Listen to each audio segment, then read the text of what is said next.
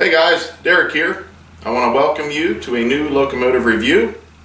As some of you may know, a couple years ago, Bachmann announced they would be releasing their HO scale versions of the ES44AC and the SD70ACE in the Norfolk Southern Heritage paint schemes. Well, after a long anticipated wait, they finally released them. And I have one of each here today. I have an ES44AC Gevo and an SD70ACE. I will be doing a review video on each one of these. I will review one of them immediately following this, and I will review the other one on a separate video. So be sure to check out my other Bachmann review video for the other locomotive. Stay tuned guys, and I hope you enjoy. Alright guys, what we have here is Bachmann's HO scale ES44AC in the Norfolk Southern Heritage paint schemes. This is in the Pennsylvania paint scheme, and this is the unboxing. This is your typical red Bachmann box that they use for all their sound value locomotives. They have changed nothing with that. It's still the same.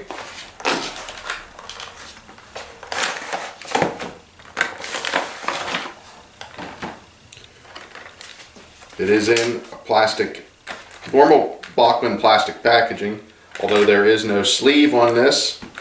Some of them do have sleeves, this one does not. Before we get into that, we got our paperwork here. We have our typical warranty card. Them trying to sell you a catalog. Got your typical Bachmann paper, exploded parts diagram.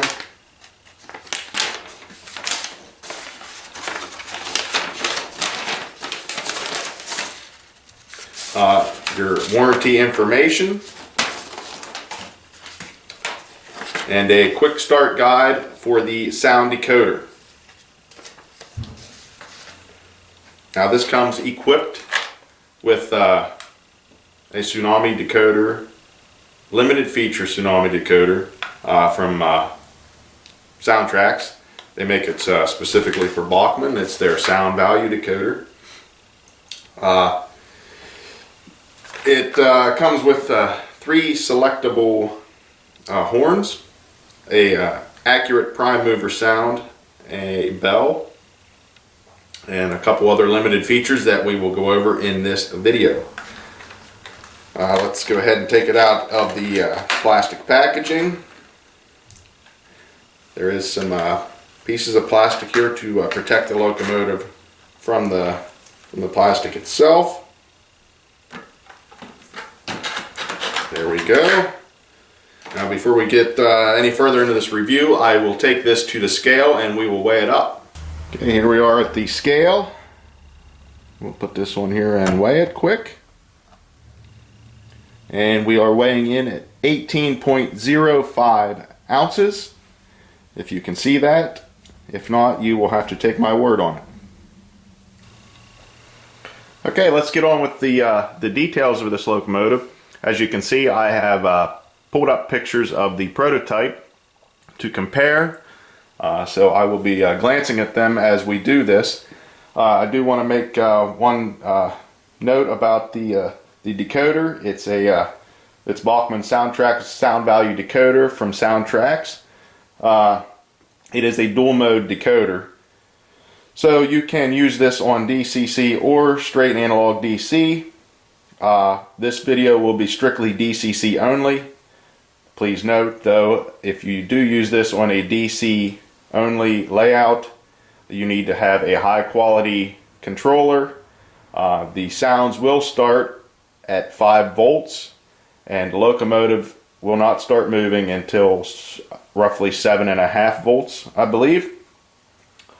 But other than that, let's get started with this review. Okay, let's start at the front of the locomotive. To start off with, This does come with Bachmann's Easy Mate Mark II knuckle couplers. They are plastic, just to point that out. Of course, we got our plow, MU hoses, coupler cut bar. I'm not sure if this shows up or not, but you do have an MU receptacle underneath the anti-climber there. The handrails look nice. We have non-functioning ditch lights. They look accurately sized. The anti-climber is slightly different than the prototype. There is a notch cut out of the anti-climber right here on the prototype, but that's nothing too major. Across the top, we do have separately applied grab irons and sand hatches. The grab irons on the front of the cab are molded on. They are not separately applied, which is kind of a bummer. The number boards and headlight look prototypically correct.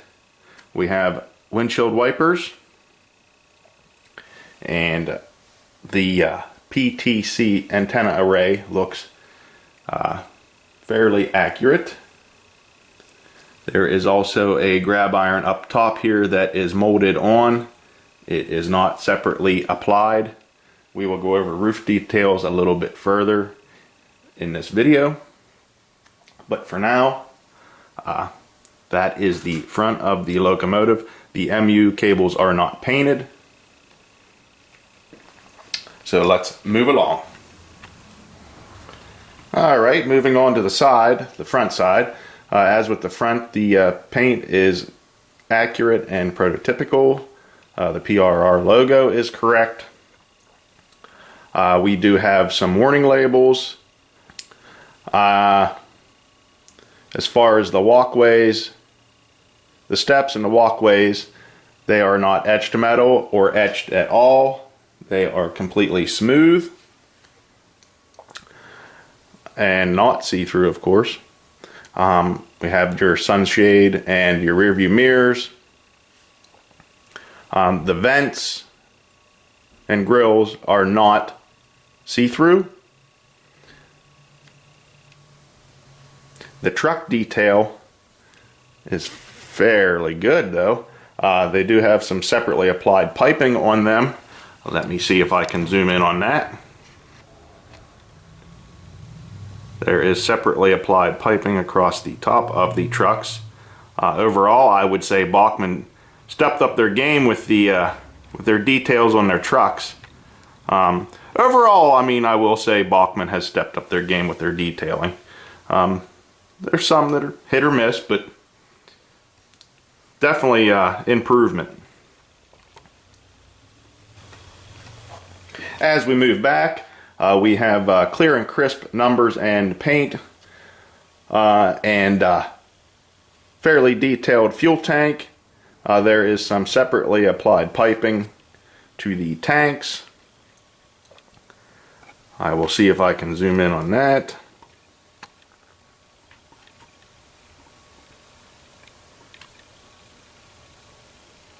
Some additional piping under there.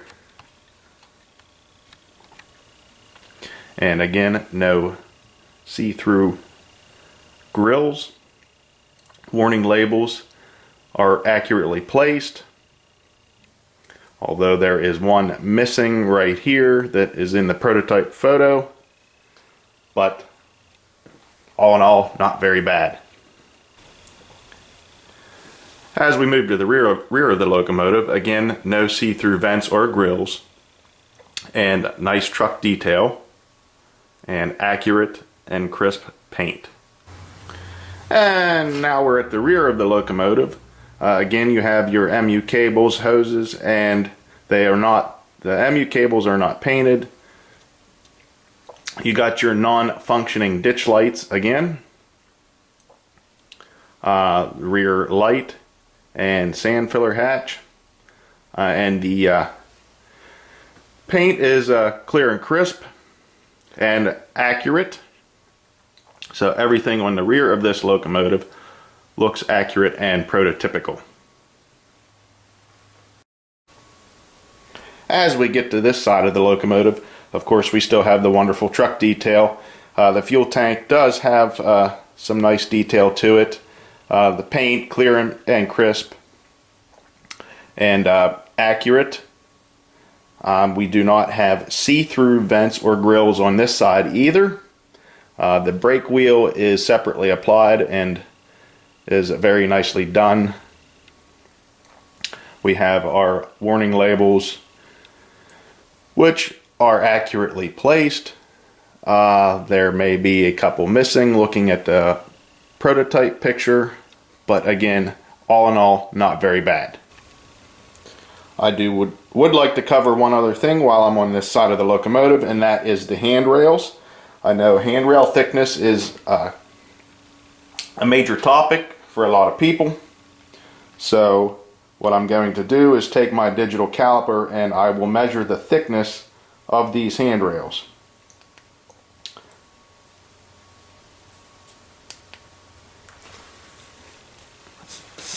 And I apologize for having my hand in the way.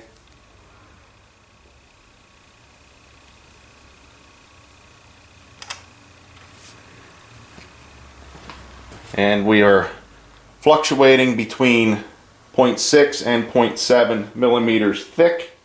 As a comparison, an Intermountain ES44AC has 0.6 millimeter thick handrails, so pretty comparable. They are plastic, but they are nicely shaped in size. I think they did a pretty good job with the size of the handrails on this locomotive.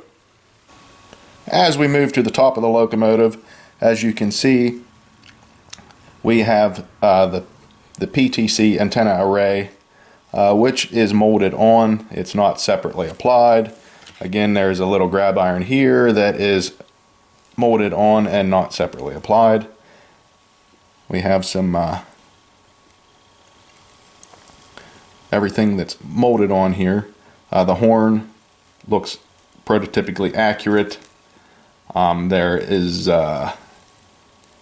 no see-through fans or grills on this locomotive at the top either.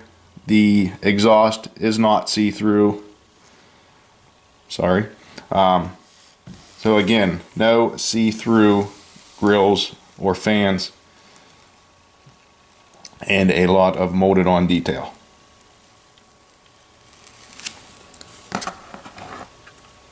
As we look at the bottom, nothing special. The speaker is in the fuel tank and it's located right there.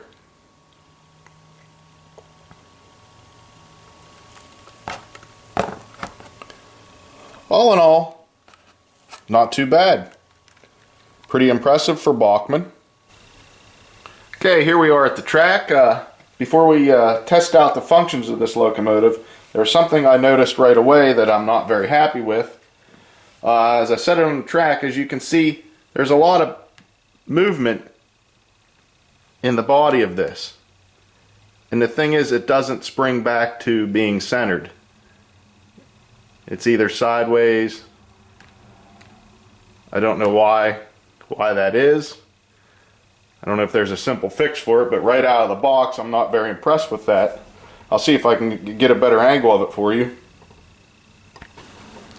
Okay, see if we can see it better at this angle. Right there, it's centered. I'll watch this. Move it that way, and it stays there. Same way with this way, back and forth. That's not cool.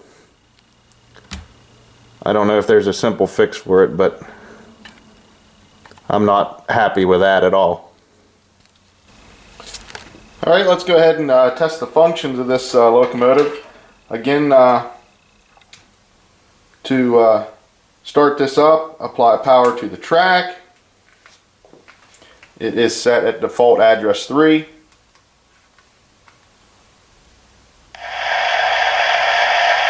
Prime mover comes on.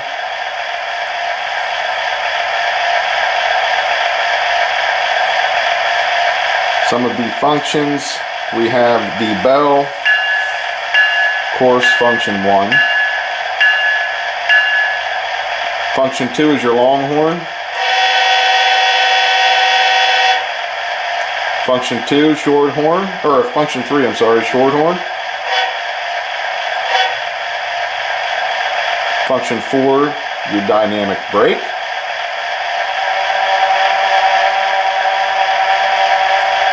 Functions 5 and function 6 are not used. Function 7 is your headlight dimmer, which we will check the headlights in a minute. And function 8 is mute. And of course, brings it back. Functions 9 through, well, there's no more functions after function 8, let's put it that way. That's it. That's all the functions. Now let's take a look at the headlights. Okay, we'll turn the headlight on. I don't know how well it shows in the camera. It actually looks brighter in the camera, but in person they're not very bright. It is directional lighting. Whichever direction you're going, the headlight is bright. In the opposite direction, they will dim, as you can see there. And your function 7 headlight dimmer also does the same thing. Move on and look at the back. We have the rear light. And again, if you're moving forward, the reverse light dims. And again, we have non-functioning ditch lights, front and rear. I do not know if you kit bashers and detail experts out there, of course, you could probably add bulbs to the ditch lights, but with the limited feature decoder, I believe there are no function outputs to wire up ditch lights, unless you would just wire them to the headlights, which then they will not be prototypically accurate.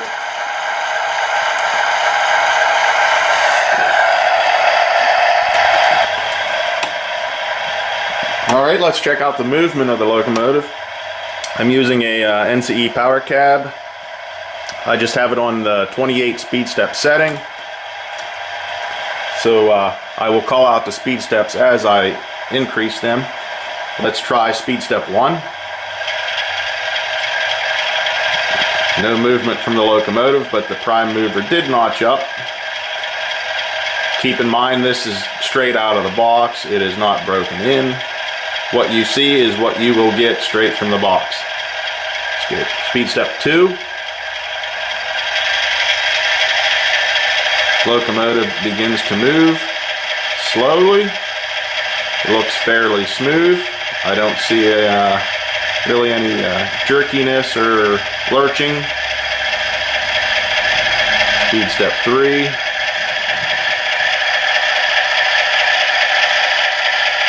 4, 5. Stop it there. We'll check the reverse. Let's try speed step 1 right now. Prime mover notched up. No movement from the locomotive. Speed step 2. Locomotive is moving. Nice and smooth.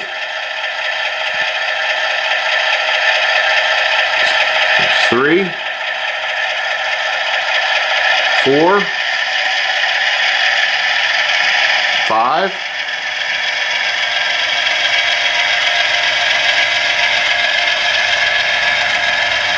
Okay. I will do a quick run around the layout now and go through all 28 speed steps. So give me a second. Okay, let's make a trip around the layout. I will go through all 28 speed steps and we'll call them out as I increase them. Speed step 1. Again, no movement. Speed step 2. 3. 4, 5, 6, 7, 8, 9, 10, 11, 12, 13, 14, 15, 16, 17,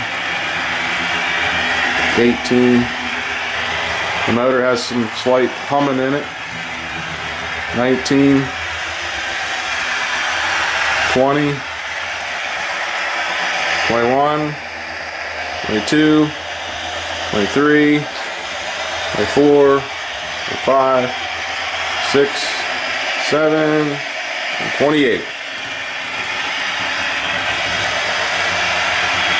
Alright. That's a full blast run.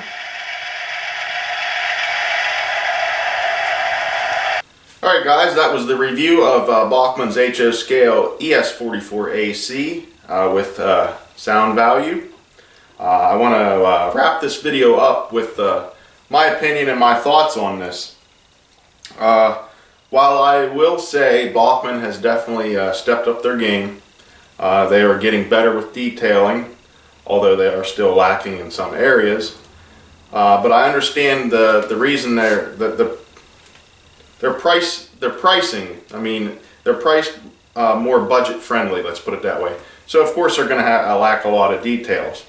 But for this model, retail is $299. I got this one for $159.99.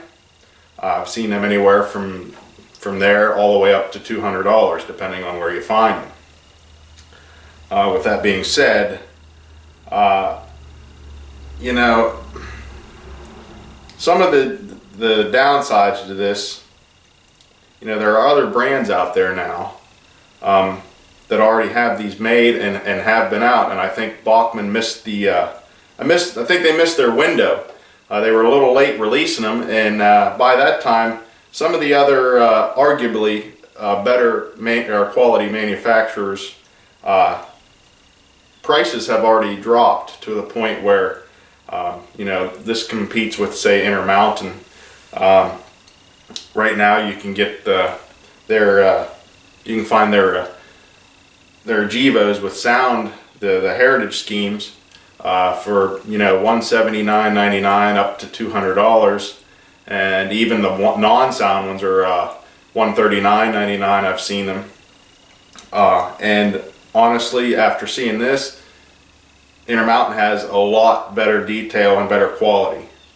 So I mean, that's ultimately up to you.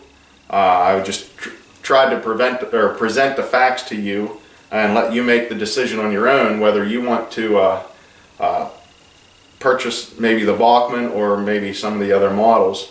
But right now, there are some things on here that I like and some things I didn't like. I like some of the truck detail and the fact that they've added more detail to their locomotives here recently. But you know, they're still lacking some detail, which I could probably get by on.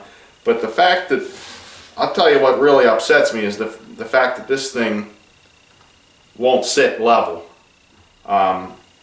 If it's a simple fix, that might be alright.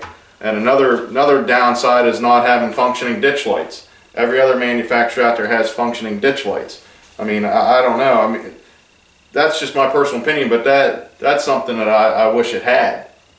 So like I said, I'm not overly impressed with it, but I am impressed with some things that Bachmann did with it. I mean, they're definitely getting better. So it's a step up, let's put it that way, for them. But I think they were just too little too late on releasing these, and you know, we'll see. But that's it, guys. Thanks for watching. Hope you enjoyed this review, and if you have any questions or comments, leave them below and I will try to answer any questions that you have. Thanks for watching again, guys. See you.